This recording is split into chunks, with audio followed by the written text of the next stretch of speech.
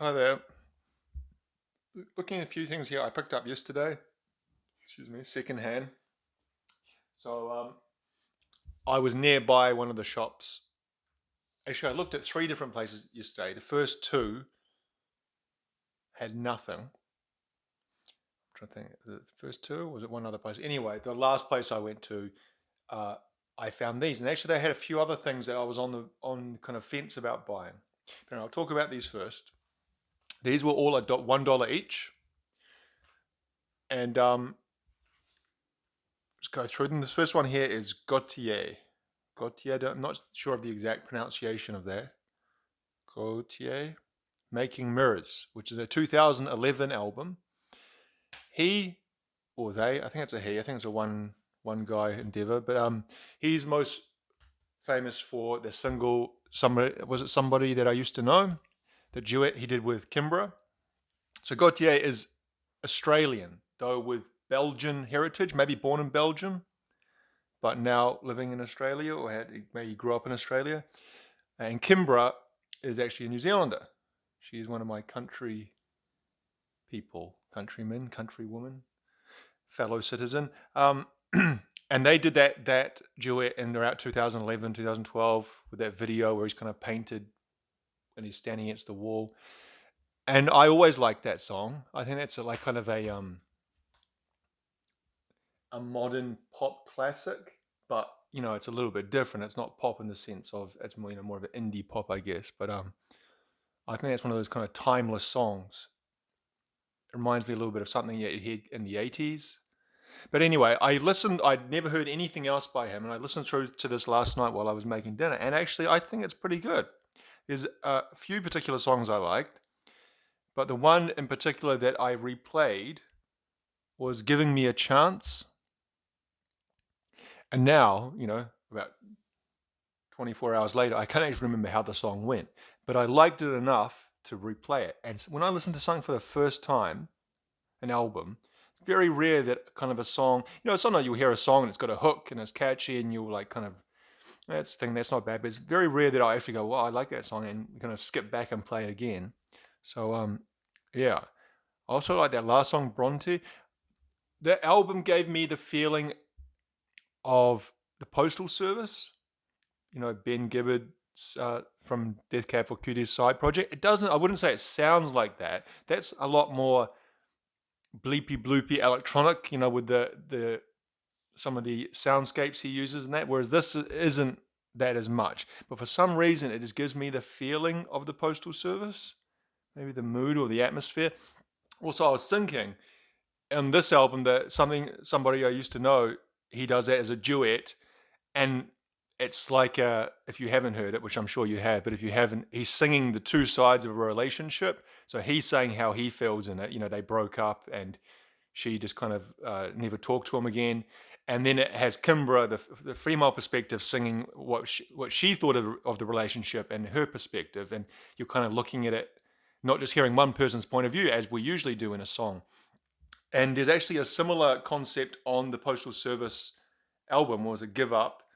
The song that he did with Jen Wood. So Ben Gibbard did a duet with Jen Wood called Nothing Better, and it's similar concept. He sings the bulk of the song, talking about how he misses her and the relationship, and there would be nothing better than getting back together. Then Jen Wood, the female, comes in and she sings her perspective of like, don't you remember that the relationship was terrible and this happened and that happened? We don't need to be together. Forget about it. So very similar in concept.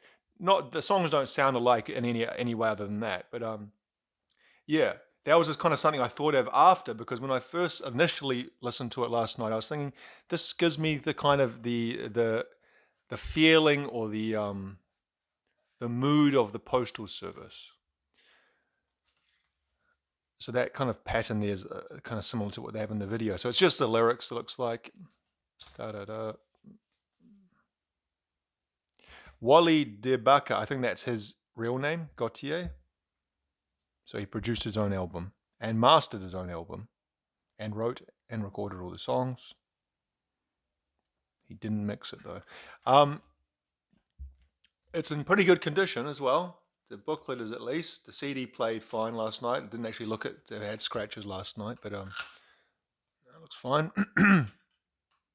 So yeah, I'm pretty happy to have something. Not something I've ever thought about buying before, but I saw it and I thought, oh, I'll pick that up for $1. It's in the as I've talked about almost in every video now, in this new style cardboard case, whatever we call them, digipack or material that gets damaged easily.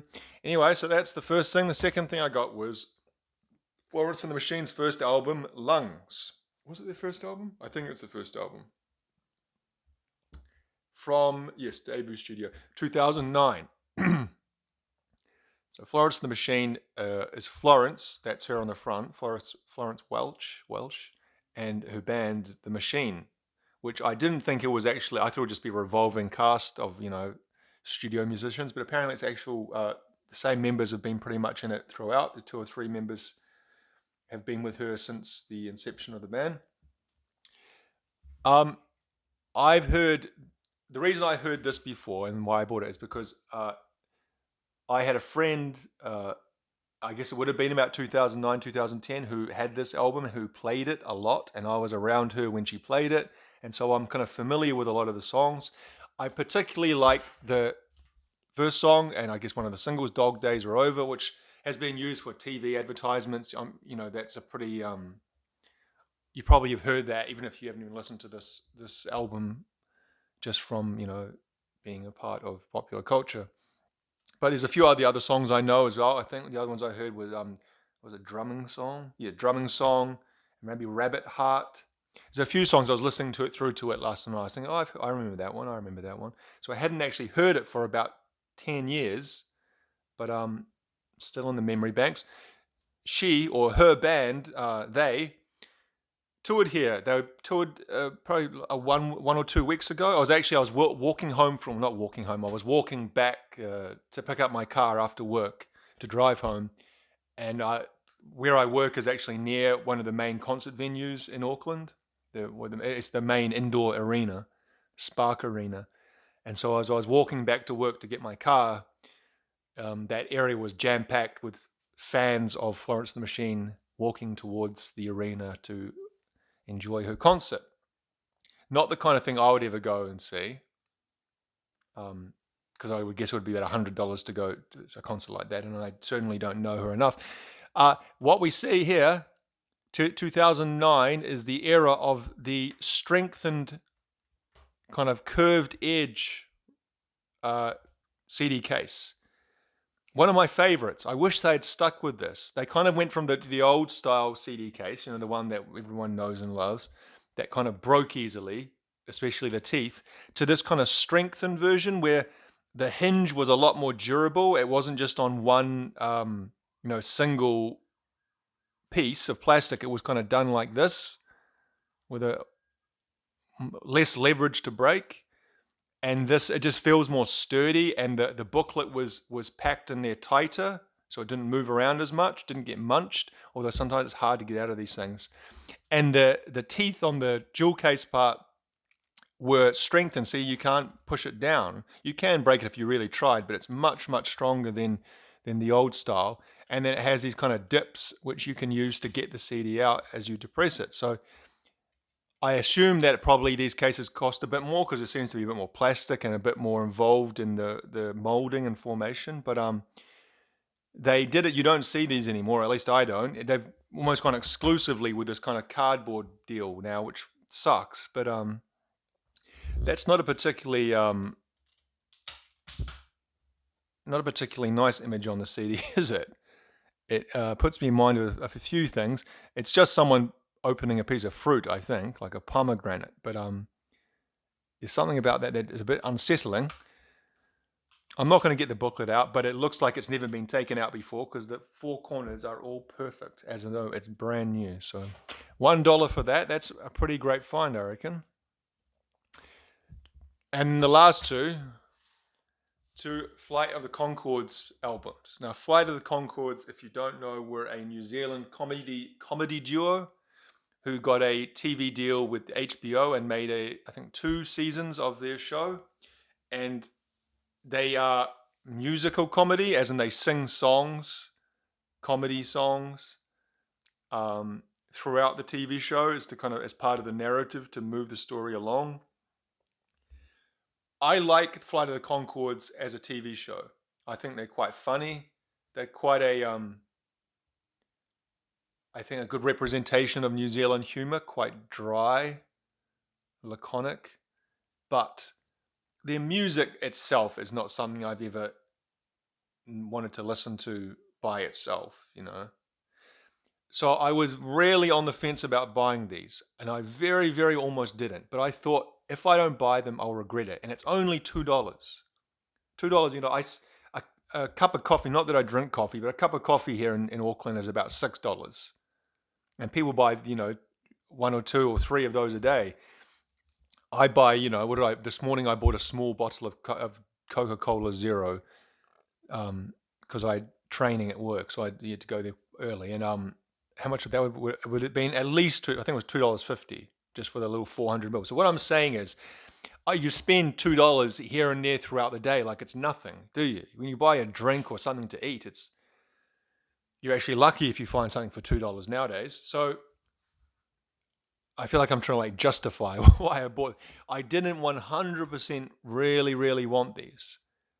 But then I thought, if I don't buy them, especially both of them together, I'll regret it. And it's only $1 each. So I did end up getting them. I haven't listened to them yet, but I'm sure I will at some stage. We've got all sorts of stuff. This looks like a poster, I think. Yes, it's a poster, fold-out poster of Flight of the Conchords.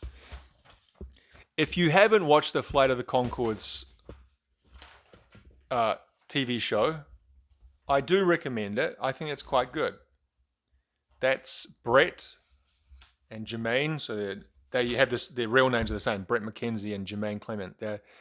They were around even when I was young in the '90s. Especially Jermaine Clement. They were like stand-up comedians, I think, or just comedians in general, and musicians in different bands. I think he's in the Fly My Pretties. Was it Fly My Pretties? What's that other Wellington reggae type band? Black Seeds. Maybe it's the Black Seeds. One of those bands, anyway. Actually, might be the Black Seeds. Oh, there's two posters. So yeah, I think the TV show itself is. Yeah, I always enjoyed Flight of the Conchords. Their manager Murray, played by Rhys Darby, he's quite funny as well. And yeah. So the songs they have, like I said, they're usually, I'm not sure about this one. This one is their first one, and I recognize some of the songs, like, for example, what was the one I saw? Oh, Business Time and Bowie.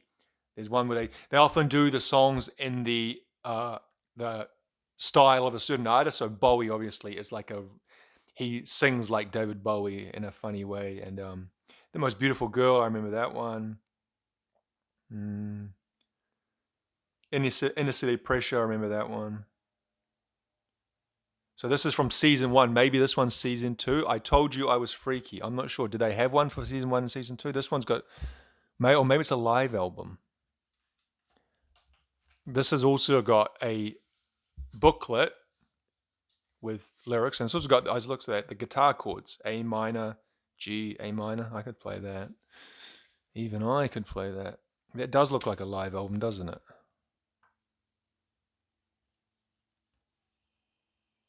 It says soundtrack of HBO series Flight of the Conchords. Hurt Feelings, Sugar Lumps, We're Both in Love with a Sexy Lady. But this looks like it's got different. No, I don't know. It doesn't matter. And then this again is a fold-out poster. Them playing live. It doesn't actually say they're playing live. Maybe that's just the picture. I don't know. I don't think it's really important, is it? But yeah, so those were $1 each. Now I said there was actually quite a lot of other stuff there that I was a little bit on the fence about. I didn't get it. So what were some of the things? They had basically the entire Matchbox 20 discography there. Now I only know the first Matchbox 20 album, the one that had Push and Long Day and 3 a.m. What was the name of that? I don't know. The big one, the most notable one. That they had that there, but they also had a lot of other Matchbooks. I think 2 or 3 or 4 other Matchbox 20 albums that maybe I recognized the covers, but I didn't recognize any of the songs. And I'm not really a Matchbox 20 fan anyway. Beyond the song Long Day, I like that song. Beyond that, I don't really like Matchbox 20. So I didn't get that. And what else do they have? They had something else. Oh, they had a few. I think something indie. Because what I had the feeling that the same person dropped all these off because they're kind of similar kind of stuff. I can imagine one person having all these together. There was something else kind of indie, late 2000s, early 2010 style indie, like Florence and the Machine. Geez, what is it? That's going to drive me crazy now. Whatever it was, I didn't feel I wanted it enough to get it. There was something else there. My point is that I could have bought a few things more, but I was too much on the fence. And I was already getting these, which I wasn't 100% on either. So I thought, I'm not just going to stock up on a bunch of stuff that I'm not totally into getting. So yeah. But yeah, not bad for $4. Particularly happy with the Gotye one. Because like I said, from just the first listen, I kind of thought, yeah, this is pretty good. And like I said, there's a couple of songs I thought were really good. So it's always nice to get something new that you didn't have high hopes for, but it impresses you and you think that's something I'm going to be able to listen to for a long time to come. All right, guys, that's it. Thank you for watching.